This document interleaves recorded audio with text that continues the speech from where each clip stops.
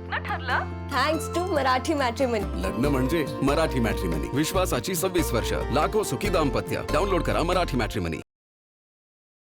महाराष्ट्र पोलिसांच्या SRPF गट 5 दौंड या ठिकाणी पार पडलेल्या लेखी परीक्षेत याच महाराष्ट्र पब्लिकेशनच्या पुस्तकातील जवळपास 100 पैकी 85 प्रश्न या परीक्षेला आल्याचा दावा किंवा तशा पद्धतीचे प्रश्न देखील आलेले आहेत. आणि यावरूनच आता विजय वडेट्टीवार जे काँग्रेसचे नेते आहेत आणि खासदार सुप्रिया सुळे यांनी आता या संपूर्ण प्रकरणाची चौकशी करण्याची मागणी केलेली आहे.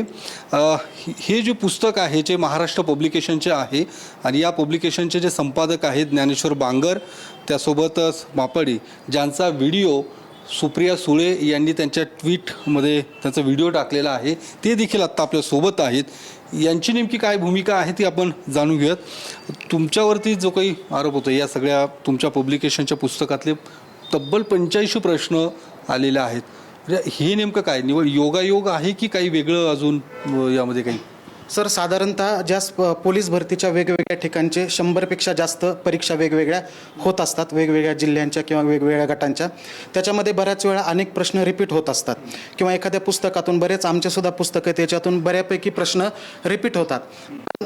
कधी कधी काय होतं की शिल्लक एखादा प्रश्न किंवा दुसऱ्या पुस्तकातून 2-3 प्रश्न अशा पद्धतीने बऱ्याच वेळा याच्या अगोदरसुद्धा रिपीट झालेले आहेत. पण यावेळेस गट क्रमांक 5 दौंडचा जो शनिवारी पेपर झाला याच्यामध्ये तब्बल एकाच प्रश्नपत्रिकेमधले 85 म्हणजे 100 प्रश्नांचे आम्ही सराव प्रश्नपत्रिका ज्या पुस्तकामध्ये विद्यार्थ्यांसाठी उपलब्ध करून दिलेल्या होत्या त्यातले 85 प्रश्न एकाच प्रश्नपत्रिकेमधले त्या परीक्षेला आलेले आहेत पर्यायासोबतच. त्याच्यामुळे याची थोडी चर्चा होते. पण आमची भूमिका यामध्ये एवढीच आहे की याच्यामध्ये वैयक्तिक प्रकाशक म्हणून आमचा त्याच्यामध्ये काही रोल नाही आहे. बऱ्याच वेळा रिपीट होत असतात. या एव्हाना अगोदर झालेल्या ज्या परीक्षा आहेत त्याचाच काही दिवसांनी 8 दिवसानंतर पेपर झाल्या त्याच्यामधले सुद्धा रिपीट प्रश्न आढळून येतात.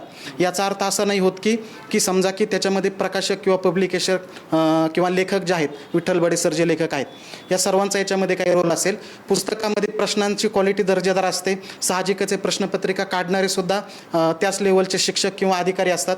त्यामुळे ते प्रश्नांच्या दर्जामुळे ते कदाचित प्रश्न घेतले असतील आणि पण आलेले आहेत. याच्यात आमची भूमिका आहे की याच्याबद्दल निपक्षपणे चौकशी झाली पाहिजे. पण हे सगळे प्रश्न खरं तर तज्ज्ञांनी काढणं अपेक्षित असताना तुमच्याच पुस्तकातले आयते प्रश्न सगळे त्या परीक्षेत आलेले आहेत.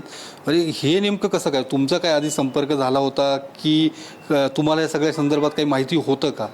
याच्यामध्ये आम्हाला कसल्याही प्रकारची माहिती नव्हती. ज्यावेळेस प्रश्नपत्रिका झाली आणि आमच्याकडे उपलब्ध झाली तेव्हा विद्यार्थ्यांनी आम्हाला संपर्क केला की ज्या विद्यार्थ्यांनी आमचं पुस्तक घेतलं होतं की धन्यवाद म्हणण्यासाठी की तुमचं पुस्तक आम्ही वाचलं आणि त्याच्यामुळे आमचे प्रश्न जास्तीत जास्त बरोबर आले. आणि त्यावेळेस आम्हाला ही गोष्ट आमच्या निदर्शनास आली. त्याच्या अगोदर आम्हाला याच्याबद्दल कसली माहितीही नव्हती आणि त्याच्यामध्ये आमचा काही रोलही नव्हता.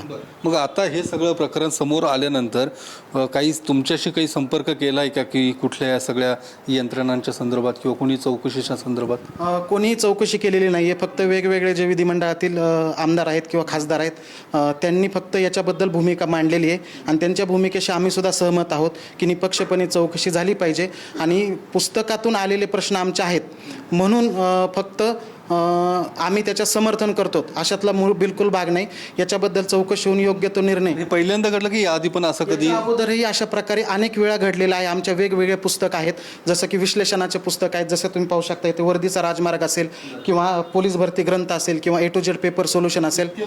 एकाच वेळी इतके प्रश्न नसते म्हणजे एखाद दोन एवढे एका याच्यातून 2-3 प्रश्न 1-2 प्रश्न अशा प्रकारे झालेला आहे. विशेषतः चालू घडामोडीच्या प्रश्नांच्या बाबतीत तर भरपूर झालेला आहे. पण ते असं होतं की ते निदर्शनास येत नाही. त्याचं विद्यार्थ्यांना जास्त करून नुकसानही होत नाही कारण की बहुतेक विद्यार्थ्याकडे पुस्तकं असतात किंवा तशा संदर्भाचा इतरही संदर्भ दुसरीकडे सापडतो. पण ज्यावेळेस 85 प्रश्न सलग येतात त्यावेळेस नक्कीच ज्याच्याकडे पुस्तक असेल त्याचाच फायदा तिथे होईल. तुमचं जे काही इंस्टाग्राम अकाउंट आहे त्यावरती तो व्हिडिओ तुम्ही टाकलेला आहे, तुम्ही जे विद्यार्थ्यांना शिकवतानाचा तोच व्हिडिओ सुप्रिया सुळेंनी पुन्हा ट्विट केलेला आहे, बरोबर? काय नेमकं तुमचं काय म्हणणं? तुम्ही या सगळ्या संदर्भात देखील सुप्रिया सुळेंनी देखील चौकशीची मागणी केलेली आहे. म्हणजे विद्यार्थ्यांचे आम्हाला कॉल मेसेज आले की तुमच्या प्रश्नपत्रिका, आम्ही 10 प्रश्नपत्रिका मुलांना सरावासाठी उपलब्ध करून दिल्या होत्या. तर त्यामधील 10 नंबरची जी प्रश्नपत्रिका आहे त्यातले 1 ते 85 प्रश्न जसेच तसे आले. मग विद्यार्थ्यांचे कॉल आल्यानंतर मी करून बघितलं, खरंच प्रश्न SRPFचा पेपर घेतला, तो पेपर यातलं दोन्ही मॅच करून बघितले 85 प्रश्न जसेच्या तसे होते. मग त्याबद्दल मी विद्यार्थ्यांसाठी व्हिडिओ टाकला की अशा पद्धतीनं प्रश्न आपल्या पुस्तकातले 85 जसेच्या तसे आलेले आहे. म्हणजे तो व्हिडिओ टाकण्यामध्ये आमचा उद्देश एवढाच होता की विद्यार्थ्यांना माहिती व्हावं की अशा पद्धतीने प्रश्न आलेत. त्याच्यामध्ये आमचं कोणतं इंटेन्शन बिलकुल कोणतंही नव्हतं की पण मग आता परीक्षा रद्द व्हावी ही देखील तुम्ही मागणी करता? नाही, याच्यावर आम्ही तज्ज्ञ शेवटी एवढे आम्ही हे नाहीत. यांनी तज्ज्ञावर नक्की विचार करावा, तज्ज्ञ मंडळी जी आहे त्यांनी, आणि त्याच्यावर तो योग्य तो निर्णय घ्यावा. कोणताही निर्णय घेतला तरी आम्हाला त्याच्याशी काही घेणं देणं नसणार आहे. निश्चित. तर महाराष्ट्र पब्लिकेशनची ही बाजू आहे, ज्या पद्धतीने जे काही आरोप लावले जात आहेत की या सगळ्या प्रकरणाची चौकशी आणि यांच्याच प्रकाशनातले 100 पैकी 85 प्रश्न नेमके कसे येतात यावर देखील खुलासा मागितला गेला आहे. मात्र या पब्लिकेशनकडून देखील आपली भूमिका स्पष्ट करण्यात आलेली आहे की जी काही चौकशी होईल ती चौकशी करण्यात यावी आणि यामध्ये जे कोणी दोषी असतील त्यांच्यावर कारवाई देखील या पुढच्या काळात होणं अपेक्षित आहे. कॅमेरामन सुशांत राऊतसह मी Yogesh Borse, TV9 Marathi, Pune. Thanks to Marathi matrimony. लग्न म्हणजे मराठी मॅट्रिमनी. विश्वासाची 26 वर्ष, लाखो सुखी दाम्पत्य. डाउनलोड करा मराठी मॅट्रिमनी.